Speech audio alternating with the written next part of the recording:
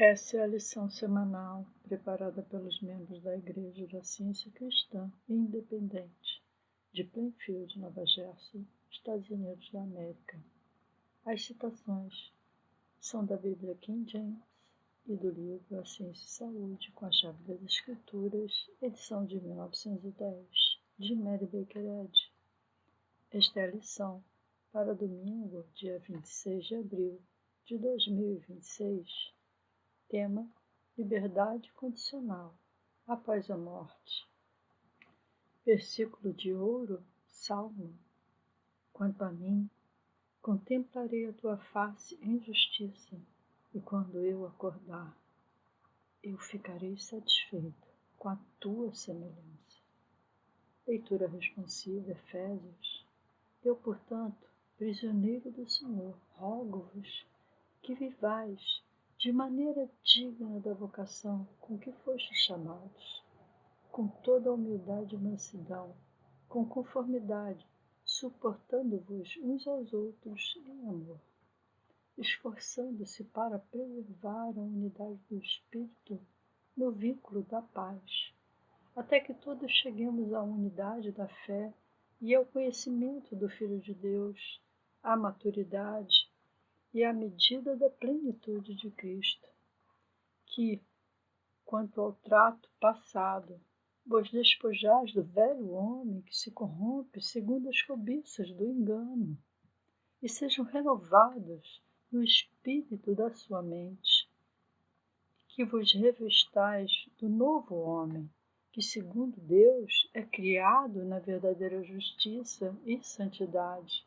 Por isso ele diz: desperta tu que dormes, e levanta-te dentre os mortos, e Cristo te iluminará. A Bíblia. Salmo. Amai o Senhor, todos vós, os seus santos, porque o Senhor guarda os fiéis. João. Jesus disse: eu vim para que tenham vida e a tenham em abundância. As minhas ovelhas ouvem a minha voz, eu as conheço e elas me seguem. E eu lhes dou a vida eterna, e elas jamais perecerão, e ninguém as arrebatará da minha mão. Meu Pai, que me as deu, é maior do que todos, e ninguém pode arrebatá-las da mão do meu Pai. Ora, havia um certo homem enfermo chamado Lázaro, de Betânia, da aldeia de Maria e de sua irmã Marta. Então suas irmãs mandaram dizer-lhe: Senhor, eis que está doente aquele a quem amas. Ao ouvir isso, Jesus disse: essa enfermidade não é para a morte, mas para a glória de Deus, para que o Filho de Deus seja glorificado por meio dela. Quando ouviu que ele estava doente, permaneceu 2 dias no mesmo lugar onde estava. Depois disso, disse aos seus discípulos: vamos voltar para a Judéia. Nosso amigo Lázaro dorme, mas eu vou lá, para que eu possa despertá-lo do sono. Então disseram os seus discípulos: Senhor, se dorme, ele ficará bem. Jesus, porém, falava da sua morte. Eles, contudo, pensavam que ele se referia ao repouso do sono. Então Jesus lhes disse claramente: Lázaro está morto. E estou contente por causa de vós, de que eu não estivesse ali, para que acrediteis. No entanto, vamos até ele. Então Marta, assim que ouviu que Jesus estava chegando, foi ao seu encontro. Maria, porém, ficou sentada em casa. Então Marta disse a Jesus: Senhor, se o Senhor tivesse aqui, meu irmão não teria morrido. Mas eu sei que mesmo agora, tudo o que você pedir a Deus, Deus lhe dará. Disse-lhe Jesus: teu irmão há de ressuscitar.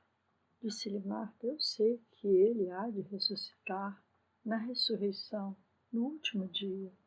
Disse-lhe Jesus: eu sou a ressurreição e a vida. Quem crê em mim, ainda que esteja morto, viverá. E todo aquele que vive e crê em mim, jamais morrerá. Onde o pusestes? Disseram-lhe eles: Senhor, vem e vê. Jesus, pois, comovido em si mesmo, foi para o sepulcro. Era uma caverna, e uma pedra estava colocada sobre ela. Disse Jesus: Tirai a pedra. Marta, irmã daquele que estava morto, disse-lhes: Senhor, a essa altura ele cheira mal, porque está morto há 4 dias. Disse-lhe Jesus: Não te disse eu que, se creres, verás a glória de Deus? Então eles tiraram a pedra do lugar onde jazia o morto. E Jesus, levantando os olhos, disse: Pai, eu te agradeço por me haveres ouvido. Eu sei que sempre me ouves, mas por causa da multidão que está ao redor, eu disse isso, para que possam crer que tu me enviastes. E tendo dito isso, clamou em voz alta: Lázaro, vem para fora. E saiu, que estivera morto, amarrado nos pés e nas mãos, com faixas, e a sua face envolta em um lenço. Disse-lhe Jesus: Desatai-o e deixai-o ir. Essas palavras Jesus falou e levantou seus olhos ao céu e disse: Pai, é chegada a hora.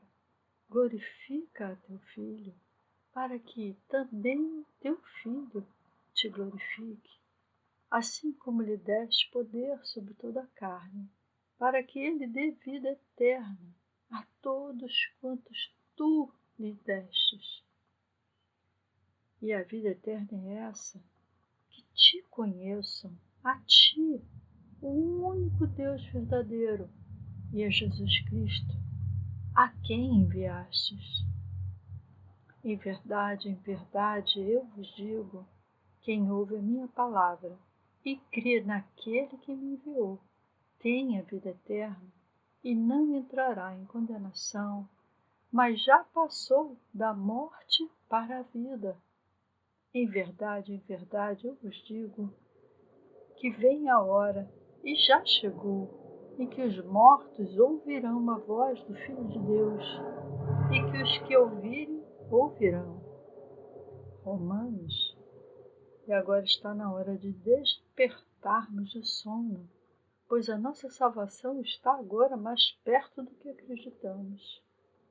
Primeira carta de Coríntios.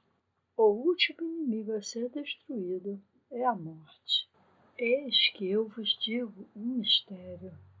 Nem todos dormiremos, mas todos seremos transformados. Num instante, num abrir e fechar de olhos, ao soar a última trombeta, pois a trombeta soará.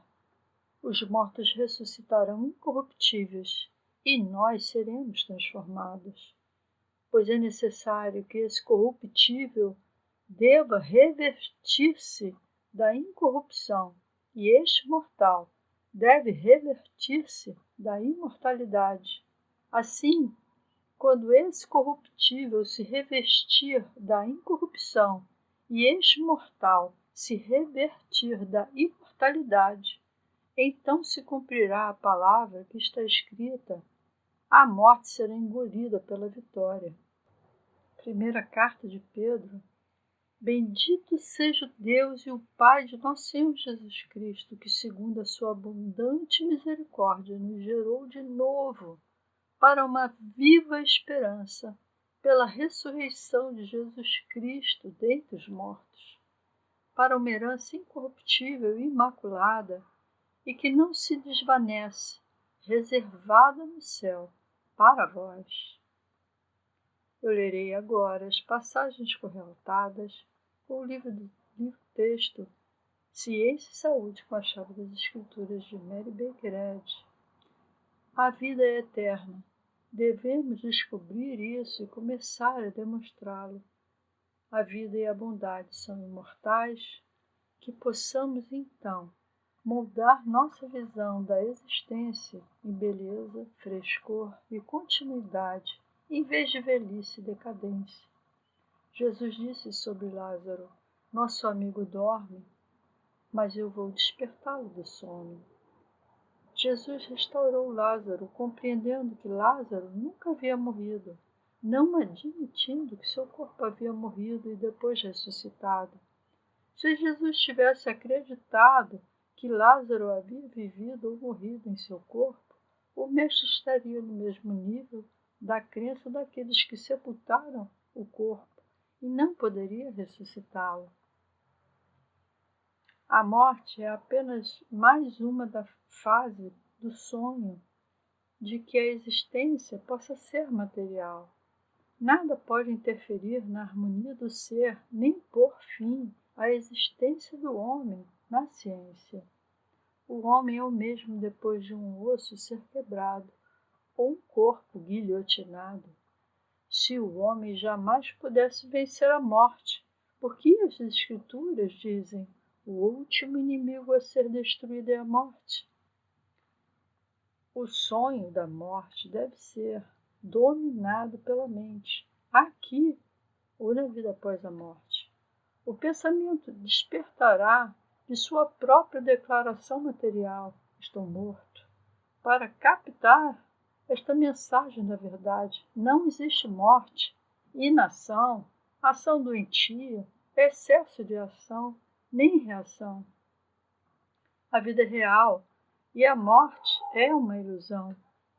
Uma demonstração dos fatos da alma é a maneira com que Jesus resolve as visões obscuras dos sentidos materiais, transformando-as em harmonia e imortalidade. O privilégio do homem neste momento supremo é provar as palavras do nosso Mestre. Se alguém guardar a minha palavra, jamais verá a morte. Despojar o pensamento de falsas expectativas e evidências materiais, para que os fatos espirituais do ser se manifestem. Essa é a grande conquista, por meio da qual varreremos o falso e daremos lugar ao verdadeiro. Assim poderemos estabelecer em verdade o templo, ou o corpo, cujo construtor e criador é Deus. A condição física inalterada de Jesus, após o que parecia ser a morte, foi seguida por sua exaltação acima de todas as condições materiais. E esta exaltação explicou sua ascensão e revelou inequivocadamente um estado probatório e progressivo além da sepultura.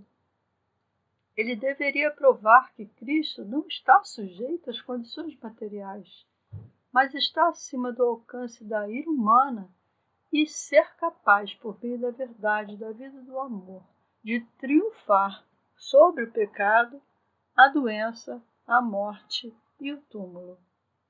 Não temos o direito de dizer que a vida depende da matéria agora, mas que não dependerá dela após a morte.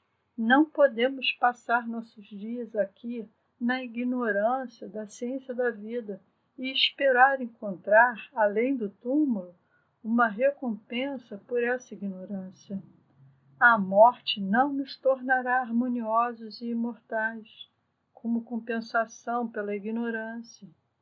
Se aqui não dermos atenção à ciência cristã, que é espiritual e eterna, não estaremos preparados para a vida espiritual na outra vida.